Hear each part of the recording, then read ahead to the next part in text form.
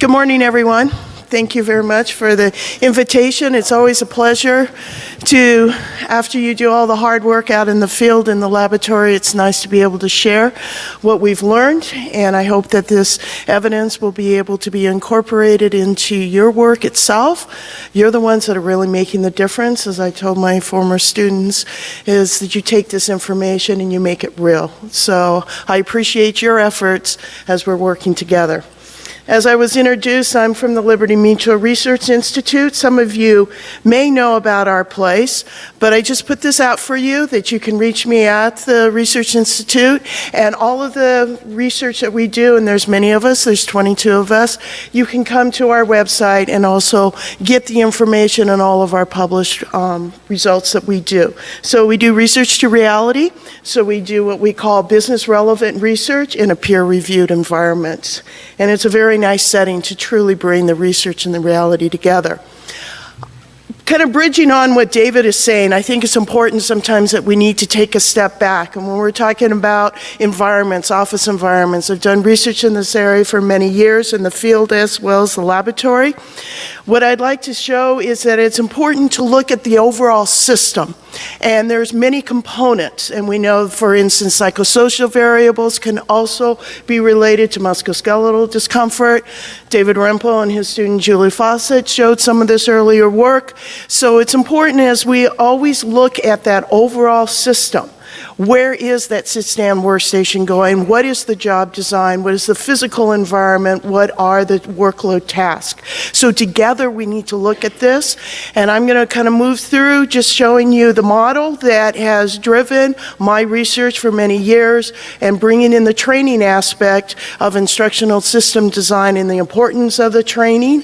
It's not informational or pamphlets, it's how we design the training, and it's linked to learning objectives, and how we continue that training and transfer of training when we go back to the workplace itself. And then I'll give you some takeaways or thoughts to think about. So as we move on, as we know, and all of us face this in our real world, is that there is issues regarding unsafe work environments and poor performance, and these are multiple contributing factors, as you see the list here on both sides here.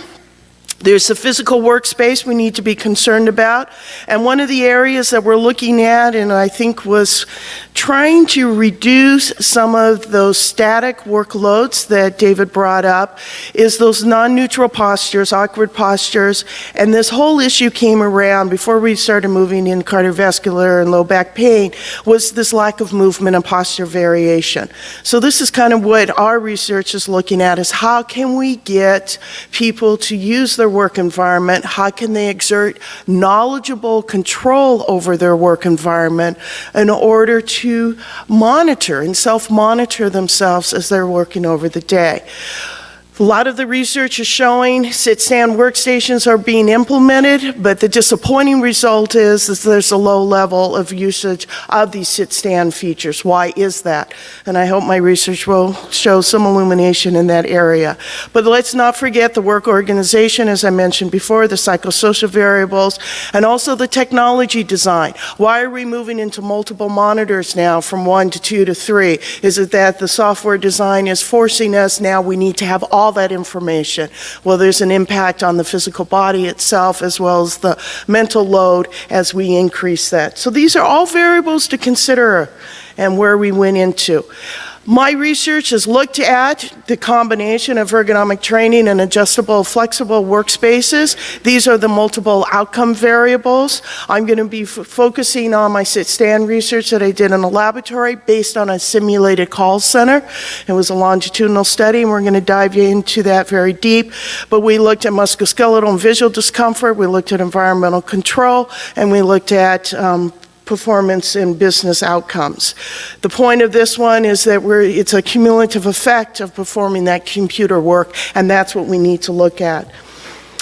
This is my work systems model, and again, it's just kind of conceptualizing and pulling together what we mean. The individual is in the middle, and surrounding this person is the technology impact, the training, what we call personnel subsystem, the actual physical environment and the design, and then you have the work organization, as well as you have what we call the organizational design and structure. All of these impact on what the person is working at. And then as you move out, if you notice these lines are dashed, that's purposeful, meaning that those are permeable boundaries. So things from the external environment are impacting on the organization. So we are all influenced by this. The organization is influenced by global economy and politics and culture aspects. So all of those come together when we're starting to do the implementation of sometimes a physical change, which is moving to sit stand. So how do we bring that into the training, and how do we link these together? This is a study that I was able to conduct at our research institute, and I'll walk you through it, and I'm going to spend more time. Some of you may have heard this study. I'm going to dive down even deeper into the training aspect, because I think this is what we want to look at. How do we combine these together? The environmental control is the underpinning construct that I'm looking at here and pulling together training and flexible workspace design. As David brought up, 50 to 70 minutes is what we're finding. Well, what do we do even in that 50 to 7 minutes? When do we do it? How do we choose it? And this is where I say training is part of that control. I can exert control over my physical workspace. There's two components that we need to look at when we're talking about that. One is the training itself, meaning that I am knowledgeably exerting control over my workspace, as well as you need to have the availability of the adjustable and flexible workspaces. It may be your sit-stand workstation, or it may be other components in the physical environment. Let's go back to my big model. You moving over to huddle rooms, you're carrying your technology with you. All of those are your opportunities, employees' opportunities to exert control. This is what we're talking about, is moving that posture, getting away from the static loading, getting the muscle activation moving, and this is what we mean by the frequent body postures. The conceptual underpinnings of these come from the job control and the job demand world, as well as job stress, and those are the references, and this is the foundation I've moved forward on this. Here's a general conceptual model that we were testing in our laboratory studies here, as well as my field studies that I've done. I work in parallel. I kind of do a revolving type of research. I went out in the field and did some longitudinal studies and looked at the impact of workspace flexibility and change in training. Then I brought it back into a laboratory so I could look at it in a controlled environment. So this is now looking at the conceptual model that we did in the laboratory itself. The two components off to your far left there, the office ergonomics training, and linked with the sit-stand workstation. Change in the ergonomic knowledge is what we were looking for in being able to exert that control. That's the environmental control.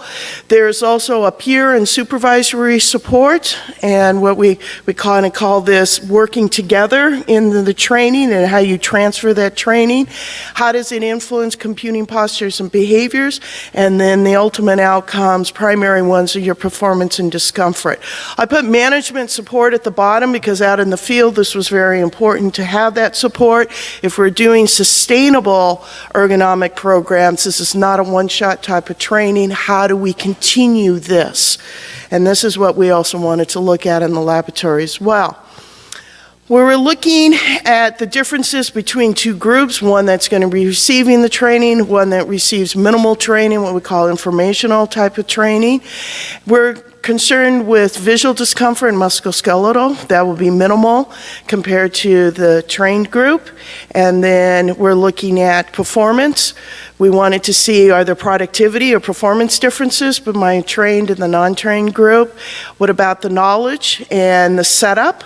How people set up their work environment. Do we see changes there? And we're hypothesizing be increased for the trained group. And then the alternating, we're talking about different behaviors. So will we see sit and stand computing postures for those that went through the training as opposed to what I call the minimal trained. So let me walk you through the design itself. It's a 15-day experiment. It was an 8-hour day, so I truly mimicked and simulated one of our call centers that we have within our company. So I went out, and as an ergonomist, I followed that person in the call center for a couple of weeks, took those tasks back to the laboratory, and I was able to work out 3 different types of cognitive demands and workloads. So this is why you see blocks, 5 blocks, that there are 3 levels of cognitive demands. So those are randomized, as well as the participants are randomized. Those that are receiving minimally trained, those are the receiving the ergonomics trained. At the beginning, that's shaded there, is what we call the pre-experimental task orientation. That means learning the task. So as they came in, there was a healthy population, and I'll talk about my inclusion criteria. They went through the 4-day training, exactly what they would do if they were being hired by our own company. They had to hit a proficiency level, and then once they did that, then they were randomized. So everybody was working together to learn the task itself. That's the workload task itself. If you look at the bottom, the ergonomic training started right before the 15-day experimental process, what we call, and at those first 6 days after the hour-and-a-half ergonomic training, which I'll go into detail in the next few slides, then they moved through what we call free choice, and that's what's highlighted here. They had a choice of how many times they wanted to move the workstation and whatever they wanted to do, and then every 3 days we did ergonomic reminders, which were emails that were given to them, or we would have hand out to one of the participants that were trained that would be reminders to vary their work posture. Don't forget about rest breaks. Don't forget about looking at your monitor height. So everything that was in the training, we just kind of revolved around those learning objectives. Then the question that we really had at this time was, how long should someone be standing? Should it be 5 minutes? Should it be 20 minutes? The literature is still, the jury's out. We don't know how long someone should stand and vary their work posture. We don't know that ratio at this point. We have some speculations to think about. But this is what we wanted to call every hour, the participants that were in the trained group stood for 5 minutes out of that 1 hour. So this went throughout the 8-hour day. Then the next 3 days, they stood for 20 minutes out of that 1 hour. And then the very last 3 days, this is where we call free choice, they had their opportunity, with not the experimenter telling them to change their working posture, that they could do what they wanted. And so remember that, and I come back and I'll show you the results of what we see. So when we move into the methods, as I said earlier, we had 11 in each group. They had no pre-existing musculoskeletal and visual symptoms. They all had computing skills, and there was no significant differences between the groups for age and BMI. What was important, as I said, when I went down and looked at the experimental task, I wanted to control for the cognitive demands levels. This is what you can do in laboratories as opposed out in the field. So I simulated it on what we call a customer service representative job. And this is one of the populations that we are concerned about with call centers and the amount of time that people are doing sedentary behaviors. So this is why I selected that. What was important is I always balance when looking at musculoskeletal discomfort with performance, and those are the questions. Management needs to see both sides of the coin, as I say.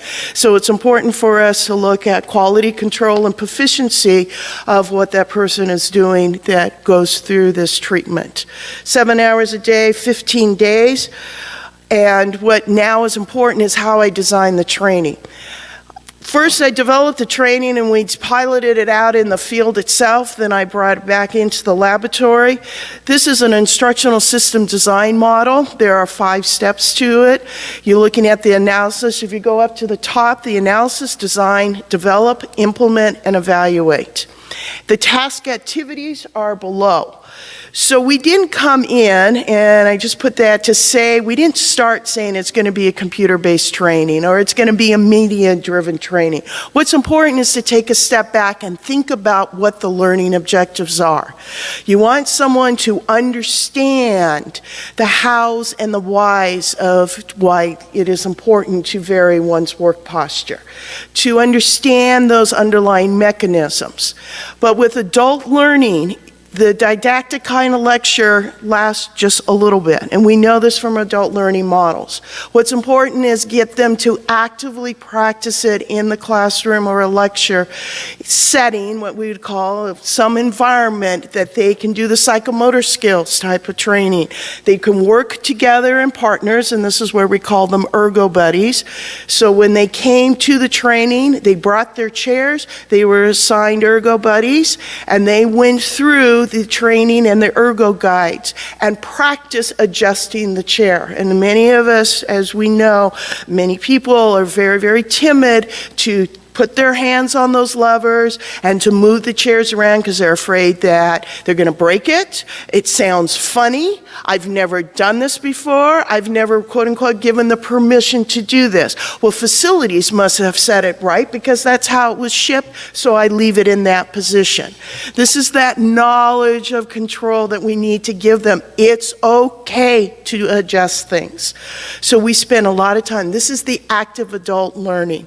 So if you want to do computer-based training, which we have done another study, if the training is well designed, it's not the medium that's going to make the difference. It's how you design it with the learning objectives. And it's important for people to practice this. And then you move into the transfer of training. So I really encourage you to take a step back. What are you trying to learn? What is the best medium in the setting that you can teach people to transfer that training so they knowledgeably know how to exert it? These are the ergonomic training objectives, and you can go through it. There was, because we were doing it in the field as well as in the laboratory, my research assistant and I kind of acted as management, if you want to say, that those who were trained could approach us if they needed help. They could approach their ergo buddies. We tried to make the setting such that we were one of those knowledgeable experts. So it was okay for them to say, hey, how do I do this? How do I do that? But they would typically work with each other first before that they would come to us. So this was important for us to move through, is not only understanding the basic issues of the comfort zone and how to set things up, but also knowing that they were encouraged to raise their hand and to ask for more clarification if they needed. But also you were hoping to cover that. And then remember, we had every 3 days, we had ergo reminders, we had the ergo buddies working together, and we did the same thing out in the field. So we've had some parallels here. This is an example in the lower right-hand corner is our data collection. One thing that we can do in our laboratories here is that we can get concurrent measurements. So we were collecting EMGs as well as we were collecting subjective workload measures. We did observations. We had performance measures where they were getting feedback every day on their accuracy scores, and they were trained on that up in the front. So their inbox was similar to what we saw out in the field, and they get their score and accuracy, how well they did, and what were the errors that they made, and that was a constant workload pressure that you would have in the real world. It was a 1.5 hour workshop, and as I described together, we did kind of a lecture, a little bit of a lecture, and videos, lots of case studies, what's wrong with this picture, how would you change it, and debriefing that way, then the hands-on practice with the ergo buddies. And this is a concept, my friend and I were divers, so we always talk about in diving you have buddies, a social responsibility, so we brought that in as ergo buddies. Then the phase 2 was those practice periods, because I knew that we needed to have some reminders and get people actively trying that workstation and going to sit stand to vary those work postures. The minimally trained group, they received about a 20-minute briefing or about the orientation of their work environment. All the manufacturing pamphlets were there. We showed them. We showed them that it was a sit-stand workstation, and we also said this is an instrument and mouse and a keyboard. Those we were also measuring forces that were being exerted by the computing behaviors, and we were hypothesizing, are we seeing differences there? One of the learning objectives was not to hover over your mouse, not to squeeze on the mouse, not to bang on your keyboard, and we wanted to see those differences objectively measured by the instrumentation. So we encouraged the minimally trained group that they could do whatever they wanted. Here's all the pamphlets and brochures, walk through all the features, and let them go. So what did the other variables, and I believe I walked through all of these. We had musculoskeletal symptoms. One thing that we do in our symptoms, working with Dr. Vincent Cilarello, as a physiologist, we did not want people to focus on numbers, a scale from 0 to 10. We had them focus on the descriptors, the physiological descriptors.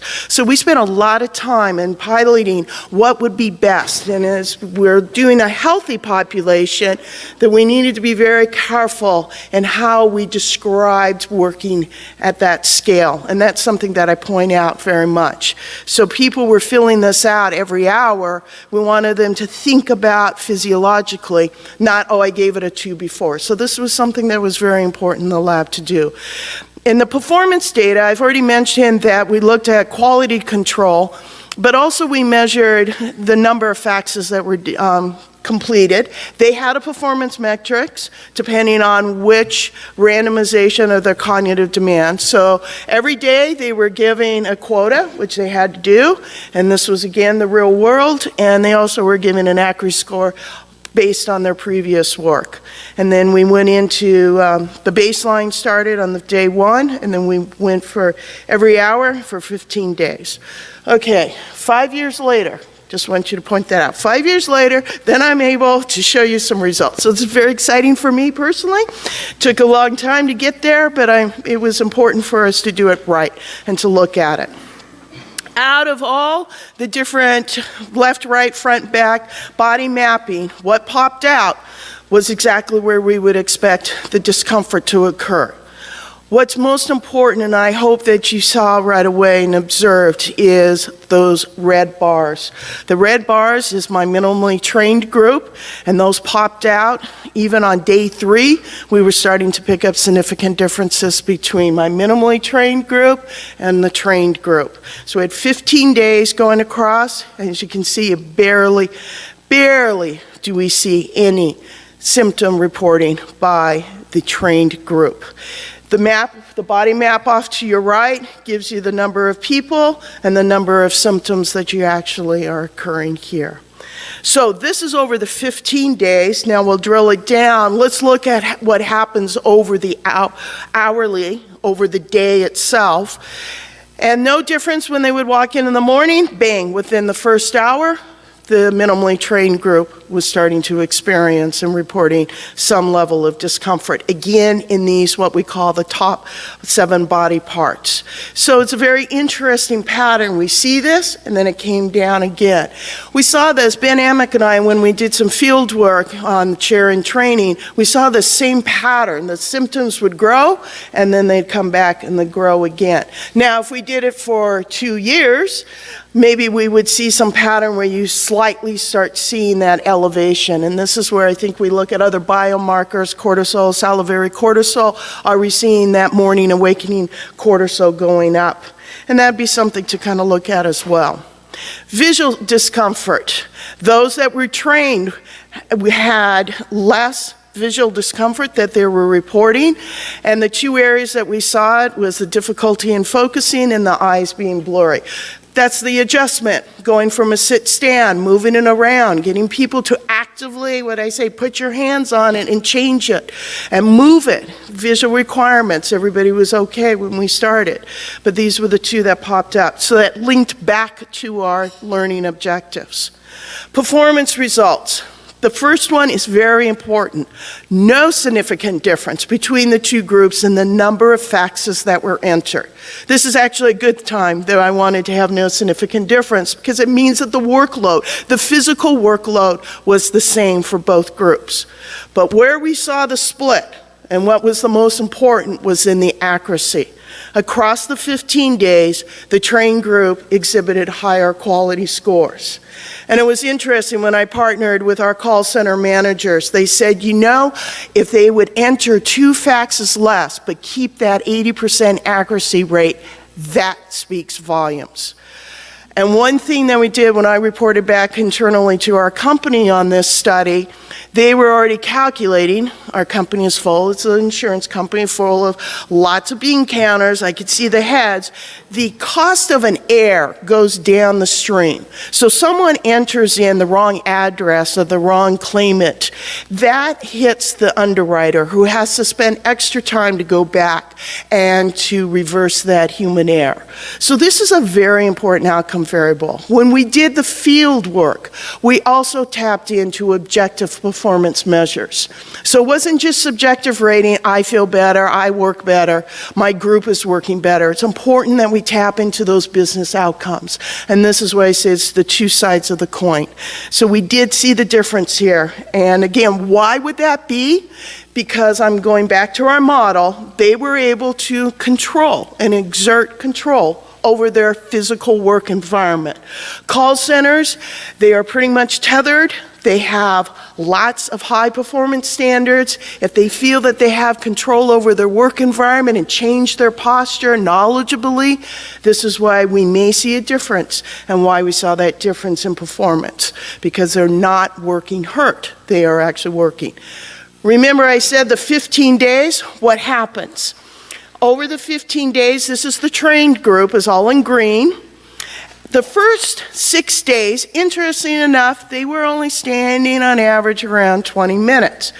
It wasn't until we went to the 5 and the 20-minute practice periods, we moved to those last 3 days, and we saw a significant increase in the number of times that they were, in the average time that they were standing. We're bumping up to that magical number that David was talking about, around 60 minutes. So that's a very interesting, significant difference after that practice period. So that really shows to us that knowledgeably, all of my trained groups went from a significant pre to a post knowledge test. So they had the knowledge, it's transferring that and practicing that. So I think when we get to the industry panels, there are going to be some technology solutions to this. I think they're great solutions. What's going to be most important is training people on how to use those technology solutions, software reminders, physical changes, the desk may change. Can you say yes or no? It's going to be important that people understand how to use that so they are controlling the work environment and setup. And the last thing I will note, remember, I told the minimally trained group it was a sit-stand workstation. Not one person out of my 11, not one person, not 1 minute out of the 15 days ever stood. And when I did the debriefing and asked them, they're like, why should I? Didn't even think about it. Yeah, I knew it was a sit-stand workstation. I confirmed that. Never worked that way before. So this is very powerful to think about. The practice. This is the number of times that they stood. We went from an average about 1 time to now 3 times. I mean, you look at the differences. Again, the minimally trained group not standing at all. What was interesting in looking at the subjective ratings, remember it's kind of a systems model, we're pulling these all together. The group that did not receive the training were more frustrated the whole time of the experiment and doing the workload than the trained group. And it just got progressively worse over the time, the frustration. Debriefing the participants, many of them said I was frustrated, I didn't know how to change things, I was hurting, I was trying to look at the pamphlets, nothing was helping me, so they became more and more frustrated. And this comes from the NASA TLX, but the frustration scale, there's 6 scales, that scale is what came through. What we found in our instrumentation was that yes, the minimally trained group actually exerted more force on holding the mouse and hitting the keyboard, so that links back to the training objective. The observational measures, these are hot off the press. That's why you don't have them in there, because they're under review right now, so I'm verbally telling you. But we definitely saw that the trained group, using RULA, Rapid Upper Limb Assessment, actually set up their workstation in a more ergonomically sound configuration versus my minimally trained group. And for the EMGs and muscle variations, everything that I showed you with the subjective rating of discomfort, we actually were seeing the same muscle activation higher in the neck region for the minimally trained group. So the picture is starting to come together. So as we take a step back from this research itself, summarizing here, significantly greater reports of the symptoms, musculoskeletal and visual, for your minimally trained group, and very minimal experiences being reported for the trained group. Workload. There was no significant difference between the groups on the workload itself, meaning the number of faxes. But again, where we saw the difference, which is most important, is in that accuracy. These are very consistent with the results of the other 4 field experiments that I have done. Those that receive a workspace change plus training versus workspace only, this is where we see the significant break. When they have the training, they know how to use their physical and work environment, we're seeing productivity increases, and it's in the accuracy area, as well as we see a significant reduction in musculoskeletal discomfort. The varying the work posture, getting people to change, and exerting control over that change. This was there. We didn't tell them to stand 5 hours a day. We let them choose. What was interesting is they stood for around 15 to 20 minutes, and that was about the time that it took to complete an actual task, to enter a fax, to print it, and then they'd come back. So if they were sitting, they would vary their work posture to standing and vice versa. So they started incorporating the task duration, the task characteristics into their daily job.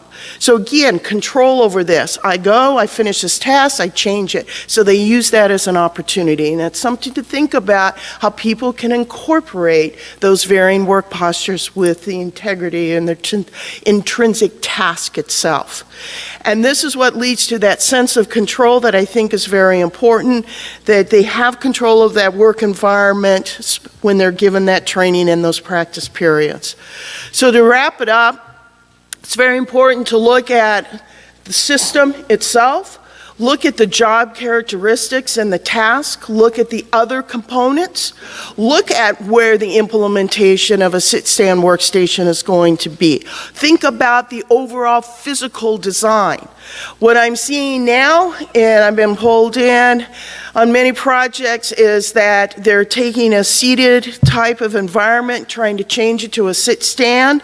Well, as people stand, now the panels are down here, now they're standing up and they see the world and the world sees them, and all of a sudden they don't want to do that, so they're sitting down. So this is where I say you got to look at the whole overall system itself. Think about that. So if you're retrofitting something, think about what impact that's going to make. People want to stand at one organization, but they felt very self-conscious about doing that. If they're in a call center and they stand up, then the voice goes out. So you have to think about how you're designing it, staggered design, and this is where I think our industry folks will bring in those creative solutions. They are there, you just have to think about it overall. Management commitment to saying, yes, you can change, will be responsive to your worker needs. That was very important. The concept of environmental control, as I described, I think that it shows that if you knowledgeably know what to do, you practice what you do, then just providing the furniture alone, and my studies and multiple studies are showing it's important. Flexibility is important, adjustability is important, but it's not sufficient enough. You have to provide the training to go with that. And training, if you go out in the field, it's a wonderful opportunity to bring your corporate culture in. So all of the trainings that we did was always launched off with the CEO welcoming the trainees, saying this is very important, this is part of our ergonomic program, it's not a one-shot deal, this is sustainability. We're going to have these, and you have the social support. So this is an opportunity to bring that culture into the training. Training, you can say, can serve as a catalyst to drive home that corporate culture. So So pulling those all together, those are sort of the takeaways, and we'll have our open discussion later. Thank you very much.